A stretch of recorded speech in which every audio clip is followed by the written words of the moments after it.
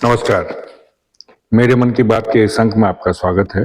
मैं हूं महेंद्र सुंद्रियाल। हैदर अली आतिश का एक शेर याद आ रहा है।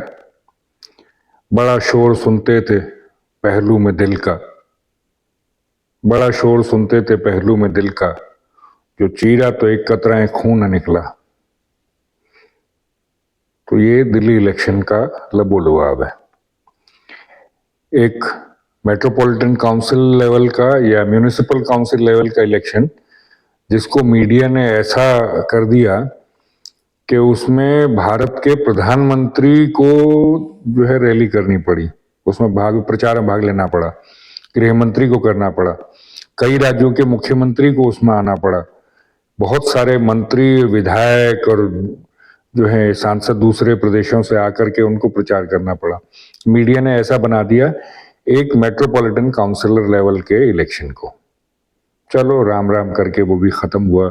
इलेक्शन के रिजल्ट आ गए। 8 तारीख को भारतीय जनता पार्टी जीत गई, आम आदमी पार्टी जो है वो हार गई, केजरीवाल खुद से अपना हार गए इलेक्शन, उनके मंत्री हार गए आतिशी को छोड़ के, बाकी सारे, सबसे बड़बोला जो है वो सौरभ भारद्वाज वो भी हार गया।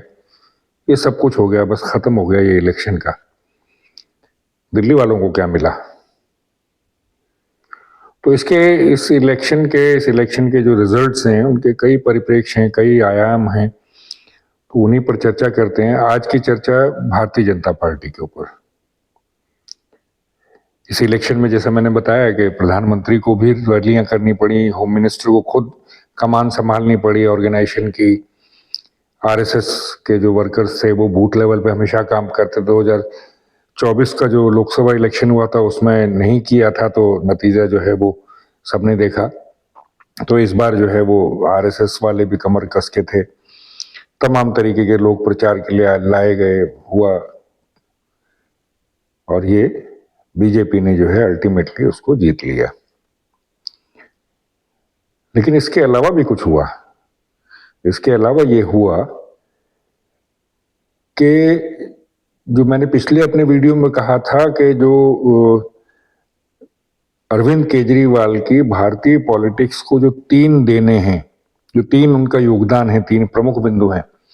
सबसे पहले ढिठाई से बेहयाई से झूठ बोलना, दूसरा जो फ्रीबीज वाला मामला जो है वो करना, और तीसरा बदतमीजी। तो वो तो अपने उस पे रहे, लेकिन जो फ्रीबीज वाला मामला जो है, जो मुफ्तखोरी का, हरामखोरी का जो मामला है, वो जो उसने शुरू किया था नए सिरे से केजरीवाल ने, उसी का दामन भारतीय जनता पार्टी ने भी पकड़ा। आपने देखा होगा बहुत सारी जो है वो उनके विकास पत्र उनका निकला, जो उनका उसमें आपने देखा होगा जो प्रोमिसेस उन्होंने की हैं। मैं पढ़ दूं उनमें से कुछ को। 2,500 रुपया प्रतिमाह जो है वो औरतों को दिया जाएगा, गरीब औरतों को, ये उनकी प्रॉमिस है। दूसरी प्रॉमिस है प्रेग्नेंट वुमेन को जो है कम से कम 21,000 रुपये देने का वादा किया गया दिल्ली में। गैस सिलेंडर जो है वो 500 रुपये का किया जाएगा। उसके अलावा जो है वो होली पर, दिवाली पे एक सिलेंडर मुफ्त भी है। जो अनुसूचित जाति वाले स्टूडेंट्स हैं उनको 1,000 रुपये पर मंथ दिया जाएगा। 12वीं में जो मेधावी जो छात्र हैं उनको जो है वो लैपटॉप दिया जाएगा। 50,000 गवर्नमेंट जॉब्स जो हैं क्रिएट की जाएंगी।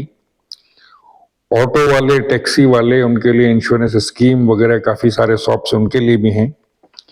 जो उनका बिजली पानी का मुफ्त का केजरीवाल का जो था स्कीम्स जो थी वो चालू रखी जाएंगी। ये उसके ऊपर थी बाकी। तो ये इसी तरह की जो लोक लुभावन कहें उनको, फ्रीबीज कहें उनको, रेवड़ी कहें उनको, या कैश लो वोट दो स्कीम्स जो हैं, जैसी केजरीवाल कर रहा था वही सारी जो है प्रोमिसेस जो हैं, वही सारे वादे जो हैं भारतीय जनता पार्टी ने इस इलेक्शन में किए हैं। कैसे करेंगे ये नहीं पता, क्योंकि खुद इनके जो इलेक्शन रैलीज हैं, इनकी जो मीटिंग्स हैं, इनकी जो प्रेस कॉन्फ्रेंसेज हैं, उसमें बीजेपी के नेता खुद कहते रहे हैं, खुद बताते रहे कि कैसे एक पॉजिटिव इकोनॉमी को डेफिसिट इकोनॉमी जो है लोक लुभावन प्रोमिसेस के थ्रू कर दिया, स्कीम्स के थ्रू कर दिया। अब उसी को दुगुना तिगुना या चौगुना जो है वो भारतीय जनता पार्टी करने का वादा कर चुकी है। देखते हैं करेगी नहीं करेगी। और ये याद रखिएगा कि 22 विधायक इस असेंबली में उनके रहेंगे, तो वो आपको कभी चुप नहीं होने देंगे। ये याद रखिए कि सारा मीडिया में आज भी एक बड़ा वर्ग है जो केजरीवाल के समर्थन में दिन रात उसकी बातों को रिपीट करेगा, उसको भोंपू बना के सुनाएगा। सोशल मीडिया पर टोटल कब्जा उन्हीं का है, लेफ्ट लिबरल जो हैं उनका और वोक्स का, तो वो भी आपको नहीं बैठने देंगे। यानी कि ये जो लोक लुभावन वादे आपने किए हैं, इस पर आप पीछे नहीं हट सकते हैं। इसको किसी बहाने से गायब नहीं कर सकते हैं, आप छुपा सकते हैं, ये होना है। उसके अलावा जो ये तो चलो हो गया, उसके अलावा भी जो प्रोमिसेस हैं वो इतने आसान तो नहीं है जो इन्होंने कहा है। यमुना की सफाई का आपको पता है क्या हाल है, मतलब उसका छिछोड़पना केजरीवाल का ये था कि उसने हरियाणा के ऊपर कहा कि उसने जहर मिला करके दिल्ली वालों को मारने की साजिश की है, वो उसका छिछोड़पना था। लेकिन अदरवाइज दिल्ली में यमुना का क्या हाल है सबको मालूम है। कैसे उसको छठ में जो है वो अर्घ देने के लिए उतरती हैं महिलाएं, सबने देखा है।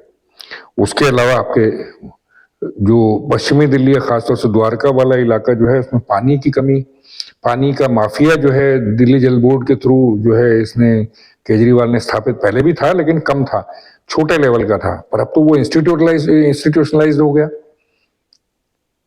तो पानी का माफिया है, वो पानी कैसे देगी ये सरकार पता नहीं। सीवर का बुरा हाल है दिल्ली में, सीवर का इतना बुरा हाल है कि हर साल दिल्ली में जरा सी बारिश होती है, अगर एक दिन बारिश होती है 2 घंटे की, तो दिल्ली डूब जाती है, सारा ट्रैफिक रुक जाता है, लोगों के घरों में पानी भर जाता है। इवन अब जो एनडीएमसी का जो पॉश इलाका है, ल्यूटेंस दिल्ली वाला जो है, उसमें भी पानी बंगलों के अंदर घुस जाता है।